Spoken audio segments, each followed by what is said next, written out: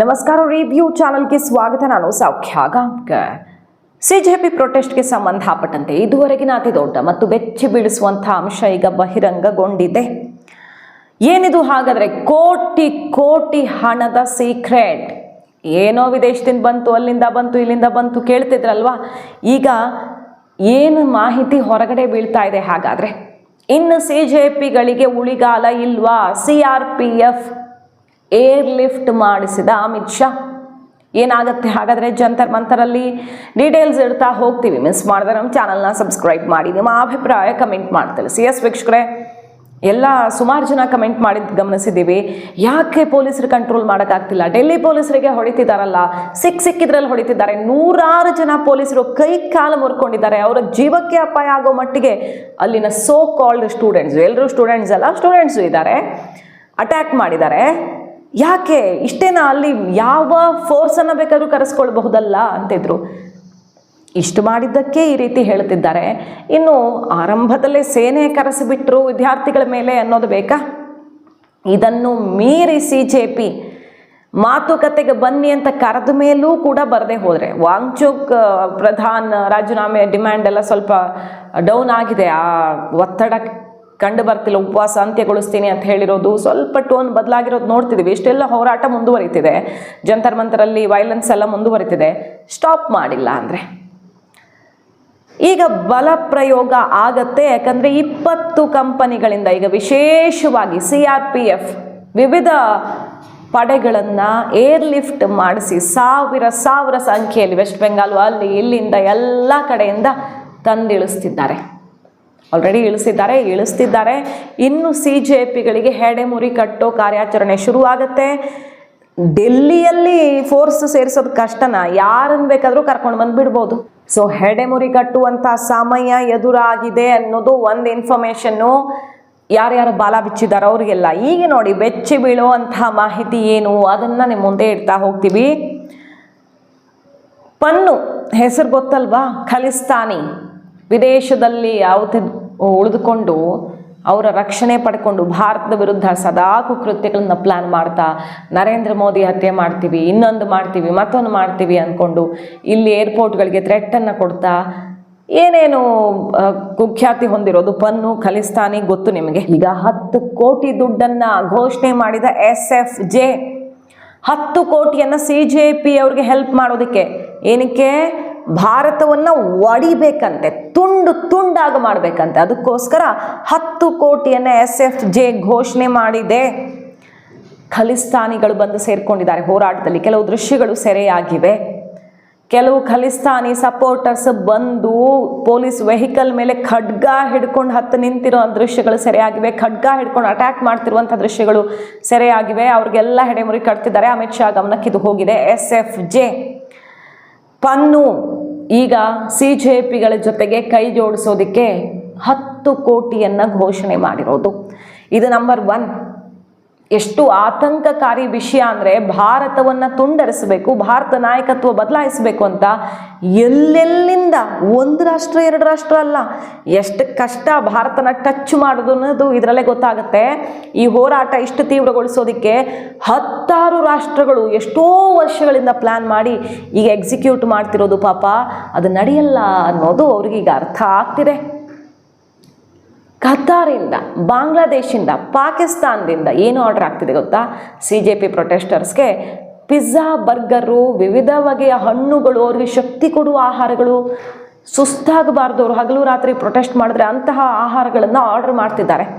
ಈ ಡೆಲಿವರಿ ಆ್ಯಪ್ಗಳಿಗೆ ವಿದೇಶದಿಂದ ಆರ್ಡರ್ ಮಾಡಿ ಪೇ ಮಾಡಿ ಇಂಥ ಪ್ಲೇಸ್ಗೆ ಡೆಲಿವರ್ ಮಾಡಿ ಅಂತ ಜಂತರ್ ಮಂತರ್ಗೆ ಬರ್ತಿದ್ದಾರೆ.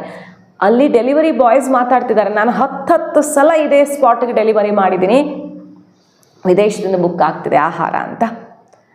ಸೊ ಇದನ್ನು ಈ ಡೆಲಿವರಿ ಆ್ಯಪ್ಗಳು ಕೂಡ ಮಾನಿಟರ್ ಮಾಡಬೇಕು. ಈ ರೀತಿ ವಿದೇಶದಿಂದ ಬರ್ತಿರುವಂತಹ ಆರ್ಡರ್ಗಳ ಬಗ್ಗೆ ತಕ್ಷಣ ಗೃಹ ಇಲಾಖೆ ಗಮನಕ್ಕೆ ಹೋಗಬೇಕಾಗಿದೆ. ಈಗಾಗಲೇ ಇದು ಕಂಪ್ಲೀಟ್ ರಿಪೋರ್ಟ್ ಆಗಿ ದೇಶದ ಗಮನ ಸೆಳೀತಾ ಇದ್ದ ಹಾಗೆ ಗೃಹ ಇಲಾಖೆ ಗಮನ ಕೊಡ್ತಾ ಇದೆ. ವಿದೇಶದಿಂದ ಬುಕ್ ಮಾಡ್ತಿದ್ದಾರೆ.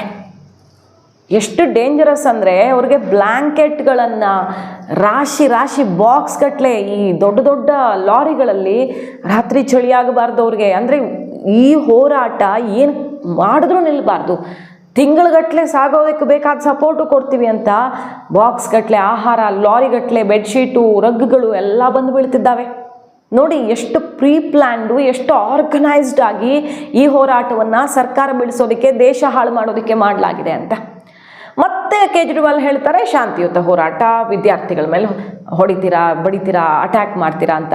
ಇವ್ರಿಗೇನು ದೃಶ್ಯ ಕಣ್ಣಿಗೆ ಕಾಣಲ್ವಾ? ಪೊಲೀಸರು ಒಬ್ಬರು ಇಬ್ಬರಲ್ಲ ಕೈಕಾಲು ಮುರ್ಕೊಂಡಿರೋರು ಅಷ್ಟು ಜನರ ಮೇಲೆ ಅಟ್ಯಾಕ್ ಮಾಡಿದ್ದಾರೆ. ಅಲ್ಲಿರುವಂಥ ಸಿಬ್ಬಂದಿಯನ್ನು ಹೆಂಗೆ ಅಟ್ಟಾಡಿಸಿದ್ದಾರೆ. ನಿನ್ನೇನೂ ಆಗಿದೆ ಕಲ್ಲು ತೂರಾಟ, ಅದು ಇದು ಗಲಭೆ, ಇವತ್ತೂ ಆಗ್ತಿದೆ ಕ್ಲಾಶಸ್ಸು. ಇವರು ವಿದ್ಯಾರ್ಥಿಗಳು ಅಂತ ನಂಬಬೇಕಂತೆ. ಅಲ್ಲಿ ದೀಪ್ಗೆ ಬೇರೆ ಭಾಷಣ ಬಿಗಿತಾ ಇದ್ದಾರೆ. ಈಗ ಏನಂತ ಗೂಂಡಾಗಳನ್ನು ಕಳಿಸಿದ್ದಾರೆ ಈ ಹೋರಾಟಕ್ಕೆ. ನಮ್ಮವರಲ್ಲ ಇವರು, ಯಾರೋ ಹೊರಗಡೆಯಿಂದ ಬಂದು ರೌಡಿಸಮ್ ಮಾಡಿ ನಮ್ಮ ಹೆಸರು ಹಾಳು ಮಾಡ್ತಿದ್ದಾರೆ ಅಂತ. ಹೊಡಿಲಿ ಬಿಡಿ ಪೊಲೀಸರು, ಗೂಂಡಾಗಳಿಗೆ ತಾನೆ. किसी को भी देने के लिए बोले ऑर्डर, किसी को भी दे दो, मतलब जो वहाँ पे स्टूडेंट वगैरह है। कहाँ से आया, किसने किया ऑर्डर? ये तो कहीं कतर से किसी ने बोला है कि वहाँ पे ले जाके दे दो जो स्टूडेंट। हाँ, आपको फोन आया तो? हाँ, फोन आया था, बाहर से ही फोन मिलाए थे। कतर से? हाँ, कतर से आए। किस नाम से, किसको देना है ये पता है?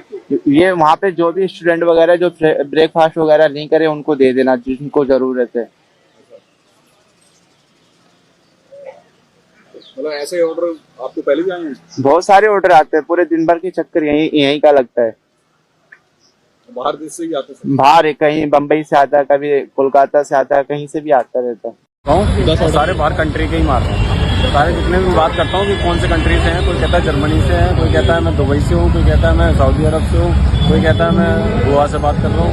आप वहाँ जाके बस बच्चों को खाना दे देना, जाके टोटल के ऊपर बैठे हुए बच्चे आजकल बीजेपी वाले, उनको दे देना खाना, जाके पहुँचा देना है। जैसा भी आप कर देना वहाँ मैं जाके जब खाना दे देता हूँ जाके। नहीं, इंडियन ही है वो सारे। अच्छा, इंडियन भी है, कुछ बाहर कंट्री के भी हैं। जो अभी मैं सुबह एक कोई आलिया नाम से आया था, आली पता नहीं क्या नाम, वो कुछ उनकी भाषा समझ में नहीं आई, तो विदेशी लग रही थी। वो मैडम थी, उन्होंने कहा ही ऑर्डर प्रोडक्ट। मैंने कहा ओके मैम, ओके चलिए ओके मैम। यहाँ जितने भी हमारा लगा हुआ है, ये टेंट लगा हुआ है, कुछ भी है जो वहीं दे देते हैं हम खाना जाके।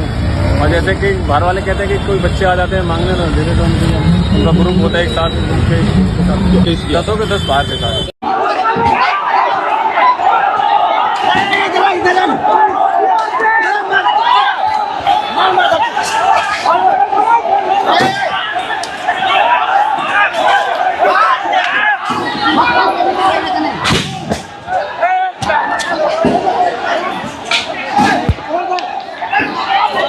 ಗೂಂಡಾಗಳಲ್ಲಿ ಸೇರ್ಕೊಂಡಿದ್ದಾರೆ ಅಂದ ಮೇಲೆ ಗೂಂಡಾಗಳಿಗೆ ಹೆಡೆಮುರಿ ಕಟ್ತಿದ್ದಾರೆ, ವಿದ್ಯಾರ್ಥಿಗಳನ್ನು ಮುಟ್ತಿಲ್ಲ. ಯಾರು ಗೂಂಡಾಯಿಸಮ್ ಮಾಡ್ತಿದ್ದಾರೋ ಅವ್ರನ್ನ ಕರ್ಕೊಂಡು ಹೋಗ್ತಿದ್ದಾರೆ.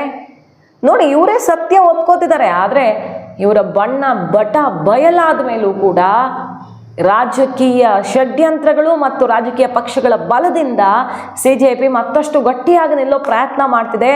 ಆದರೆ ಈಗ ಗೃಹ ಇಲಾಖೆಯ ಅಸಲಿ ಕಾರ್ಯಾಚರಣೆ ಶುರುವಾಗಿರೋದು. CRPF ಎಷ್ಟು ಸಾವಿರ ಬೇಕೋ ಅಷ್ಟು ಸಾವಿರ ಕ್ಷಣಕ್ಕೆ ಏರ್ ಲಿಫ್ಟ್ ಮಾಡೋದಕ್ಕೆ ತಯಾರಿಯಾಗಿದೆ. ಈಗ ಒಂದಿಷ್ಟು ತಂದು ಇಳಿಸಿದ್ದಾರೆ. CRPF ಅವರು ಎಂಟ್ರಿ ಕೊಟ್ಟಿದ್ದಾರೆ ಅಂದಮೇಲೆ ಇನ್ನು ಜಿರಳೆಗಳನ್ನು ಹೊಡೆದು ಬಿಸಾಕಬೇಕಾಗತ್ತೆ ಅನಿವಾರ್ಯವಾಗಿ. ವಾಸ್ತವ ಪರಿಸ್ಥಿತಿ ಅರ್ಥ ಮಾಡ್ಕೊಳ್ಳದಿದ್ರೆ ಅನ್ನೋ ಮೆಸೇಜ್ ಬಂದಿದೆ. ನಿಜವಾದ ವಿದ್ಯಾರ್ಥಿಗಳು, ಅನ್ಯಾಯ ಆಗಿರೋರು ನ್ಯಾಯ ಕೇಳಿದ್ದಾರೆ. ಎಕ್ಸಾಮಿನೇಷನ್ ಆಗಿದೆ, ತುಂಬ ಜನ ಕ್ವಾಲಿಫೈ ಆಗಿದ್ದಾರೆ. ಇನ್ನು ಮುಂದೆ ಈ ರೀತಿಯ ಪೇಪರ್ ಲೀಕ್ ಆಗದೆ ಇರೋ ರೀತಿ ಕನ್ಸ್ಟ್ರಕ್ಟಿವ್ ಆಗಿ ಎಲ್ಲರೂ ಸೇರಿ, ವಿದ್ಯಾರ್ಥಿಗಳು, ವಿದ್ಯಾರ್ಥಿ ನಾಯಕರು, ರಾಜಕೀಯ ವಿರೋಧ ಪಕ್ಷಗಳು, ಆಡಳಿತ ಪಕ್ಷ ಎಲ್ಲರೂ ಸೇರಿ ಮಾತಾಡಬೇಕಾಗಿದೆ, ಸಮಸ್ಯೆ ಬಗೆಹರಿಸಬೇಕಾಗಿದೆ. ಇದು ಎಷ್ಟೋ ದಶಕಗಳ ಸಮಸ್ಯೆ, ಎಲ್ಲರ ಅವಧಿಯಲ್ಲೂ ಇರೋದು. ಅದರ ಬದಲು ದೇಶ ಅಲುಗಾಡಿಸೋದ್ರಿಂದಲ್ಲ ಇದು ಸರಿ ಹೋಗಲ್ಲ. ಮಾಹಿತಿ ಇಷ್ಟ ಆಗಿದ್ರೆ ಮಿಸ್ ಮಾಡಿದೆ ನಮ್ಮ ಚಾನಲ್ನ ಸಬ್ಸ್ಕ್ರೈಬ್ ಮಾಡಿ. ನಿಮ್ಮ ಅಭಿಪ್ರಾಯ ಕಮೆಂಟ್ ಮಾಡಿ ತಿಳಿಸಿ. Thank you.